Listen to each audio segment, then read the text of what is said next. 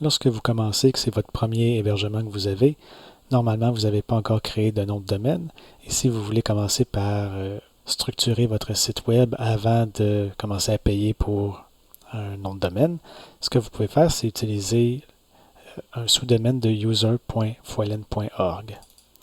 Donc, pour l'exemple, ce que je vais faire, c'est rediriger un URL qui est un sous-domaine de ça vers les serveurs de Google. Donc, si je vais dans Extension, et puis que je cherche pour URL Redirection, alors ici, on peut voir que ça va être à moi, Foilen Test. Le nom de domaine, je vais choisir mon test.user.foilen.org. Ensuite, je veux que lorsque c'est HTTP, ce nom-là, que ça redirige sur HTTPS, google.com. Je vais lui dire que non, c'est pas permanent. Puis lorsqu'il va être HTTPS, à la place, je vais le rediriger ailleurs. Je vais l'envoyer sur Facebook.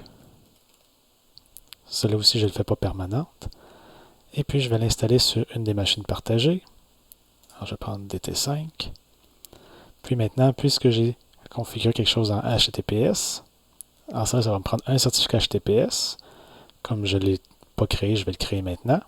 En appuyant sur Créer, non choisir. Et puis, c'est un certificat Let's Encrypt, parce que ça va être automatique. Si je voulais quelque chose d'autre, je pourrais cliquer ici et choisir un certificat manuel ou bien signé par lui-même. Là, je vais prendre Let's Encrypt. Je vais rentrer le nom de domaine, faire créer, et encore faire créer, parce que maintenant, je crée ma redirection. Là, si je vais dans mes ressources, on voit que j'ai mon test. Donc, une entrée DNS qui s'en va au serveur que j'ai choisi, DT5. Ensuite, on a la redirection elle-même. Donc, une redirection qui va à Google ou à Facebook. Et puis ensuite, on a les websites, un pour HTTP, un pour HTTPS. Et finalement, le website certificate, qui lui est valide d'aujourd'hui à demain.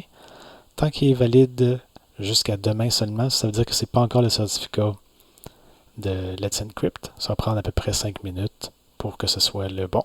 Pour l'instant, c'en est un qui est signé par lui-même. Si je vais à l'intérieur, je peux voir plus d'informations. Puis je peux rafraîchir la page pour voir quand ça va être prêt. Alors là, je vais juste attendre 5 minutes que ce soit prêt. Après quelques minutes, lorsque je rafraîchis, on peut maintenant voir que c'est dans 3 mois que ça va expirer. Donc, tout est beau.